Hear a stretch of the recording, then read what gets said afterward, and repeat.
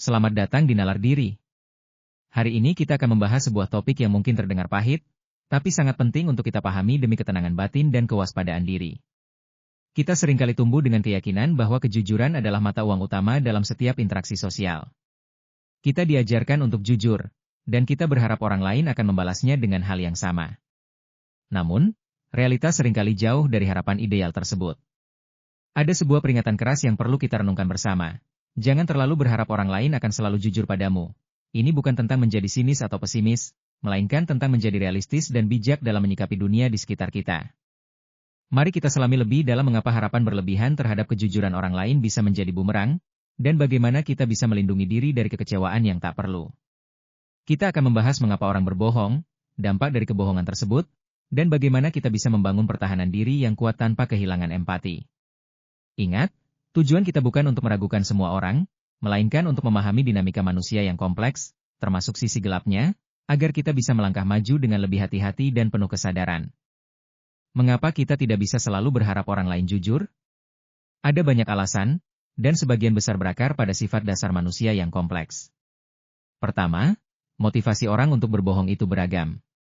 Ada yang berbohong untuk menghindari konflik, untuk menjaga perasaan orang lain, sering disebut kebohongan putih, untuk melindungi diri dari konsekuensi negatif, untuk mendapatkan keuntungan pribadi, atau bahkan hanya untuk menciptakan citra diri yang lebih baik.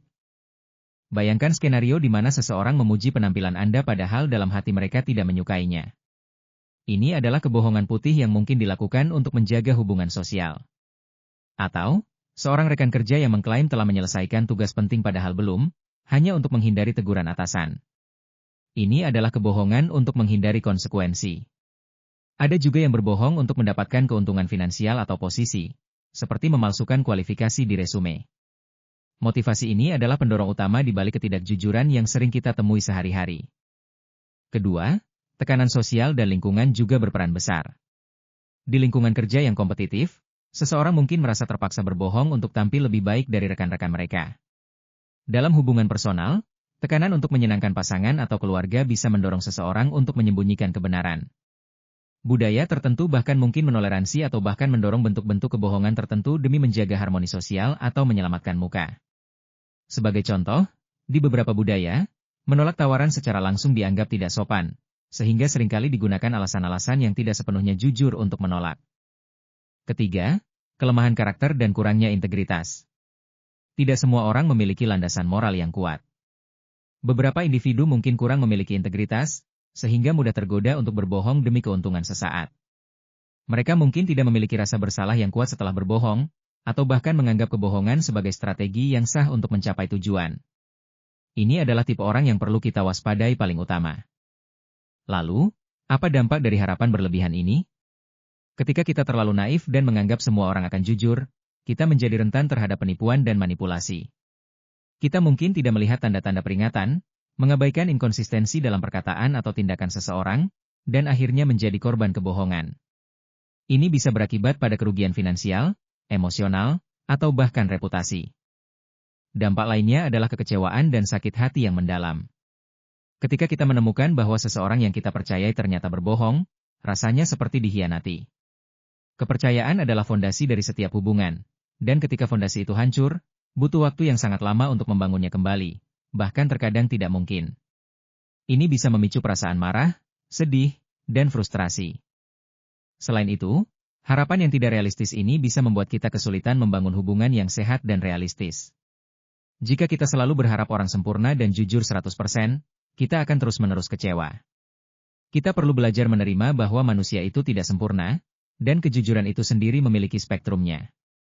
Dengan memahami ini, kita bisa lebih fleksibel dan realistis dalam berinteraksi dengan orang lain, tidak terlalu cepat menghakimi, namun juga tidak terlalu cepat percaya. Bagaimana kita bisa menyikapi ini? Pertama, kembangkan kepekaan terhadap tanda-tanda kebohongan.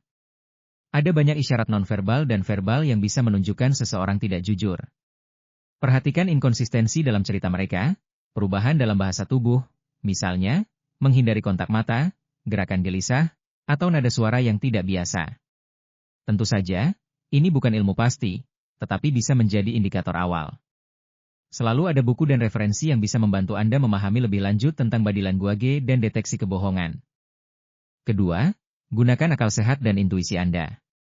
Jika sesuatu terasa tidak benar, kemungkinan besar memang ada sesuatu yang tidak beres. Jangan abaikan firasat Anda. Seringkali, intuisi kita adalah hasil dari pengalaman bawah sadar yang mendeteksi pola-pola yang mencurigakan.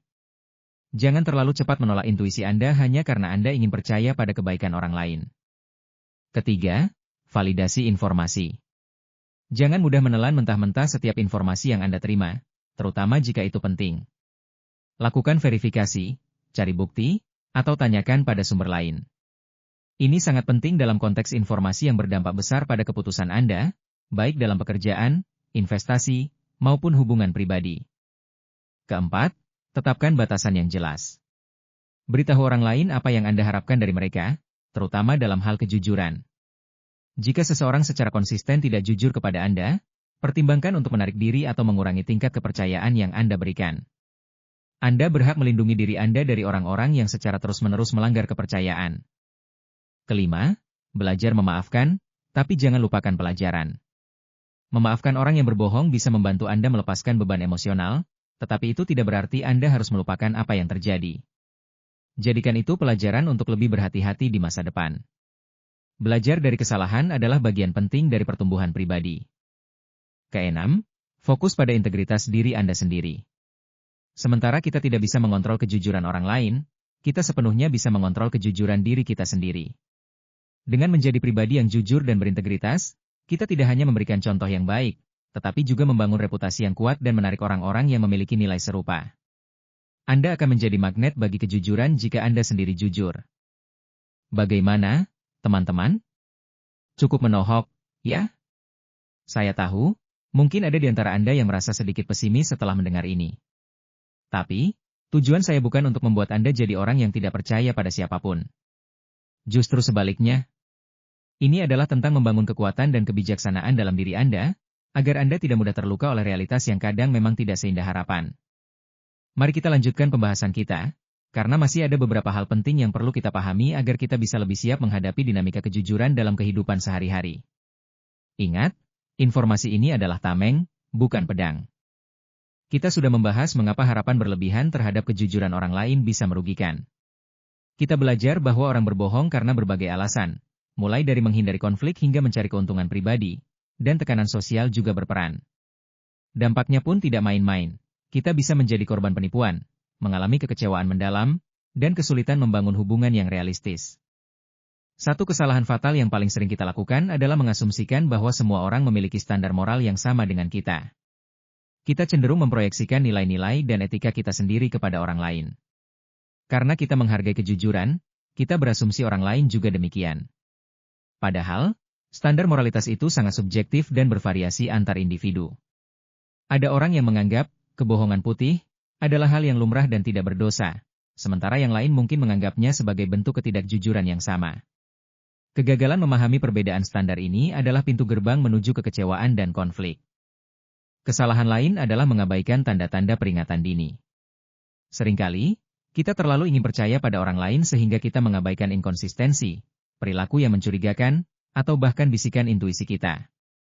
Kita mencari pembenaran atas perilaku orang tersebut, atau bahkan meyakinkan diri sendiri bahwa kita salah paham, padahal sinyal-sinyal ketidakjujuran sudah jelas di depan mata. Ini sering terjadi karena adanya bias konfirmasi, di mana kita cenderung mencari bukti yang mendukung keyakinan kita dan mengabaikan bukti yang bertentangan. Terakhir, kurangnya komunikasi yang jelas dan ekspektasi yang tidak disampaikan. Kadang, kita kecewa karena orang lain tidak jujur, padahal kita sendiri tidak pernah secara eksplisit menyampaikan bahwa kejujuran adalah nilai yang sangat penting bagi kita dalam hubungan tersebut.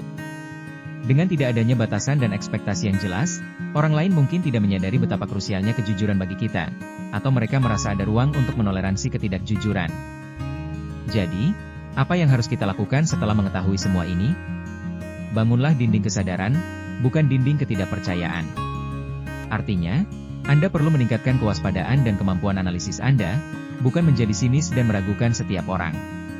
Tetaplah menjadi pribadi yang baik dan penuh kasih, tetapi dengan mata yang terbuka lebar. Praktikan seni observasi yang tajam. Perhatikan tidak hanya apa yang dikatakan seseorang, tetapi juga bagaimana mereka mengatakannya, apa yang tidak mereka katakan, dan bagaimana tindakan mereka selaras atau tidak selaras dengan perkataan mereka.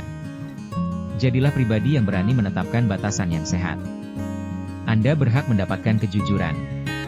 Jika seseorang secara konsisten tidak jujur kepada Anda, beranilah untuk mengevaluasi kembali hubungan tersebut. Ini bukan tentang menghukum, melainkan tentang melindungi diri sendiri. Ingat, kekuatan sejati datang dari pemahaman, bukan dari ilusi. Dengan memahami bahwa tidak semua orang akan jujur kepada Anda mengambil kendali atas emosi dan reaksi Anda sendiri, dan Anda mempersiapkan diri untuk menghadapi dunia dengan lebih bijak dan tangguh. Terima kasih banyak sudah menyimak video ini sampai akhir. Saya harap pembahasan kita kali ini bisa membuka wawasan dan memberikan perspektif baru bagi Anda. Mungkin terdengar berat di awal, tapi percayalah, memahami realitas ini akan membuat Anda lebih tenang dan kuat dalam menghadapi berbagai dinamika kehidupan. Jika video ini bermanfaat, jangan lupa like, share, dan subscribe channel ini ya, dan nyalakan lonceng notifikasi supaya tidak ketinggalan tips komunikasi lainnya. Saya sangat ingin mendengar pendapat Anda. Bagaimana pengalaman Anda terkait harapan akan kejujuran orang lain? Pernahkah Anda dikecewakan? Atau justru ada tips yang ingin Anda bagikan untuk mengenali ketidakjujuran? Jangan ragu untuk berkomentar di bawah, kita bisa belajar banyak dari pengalaman satu sama lain.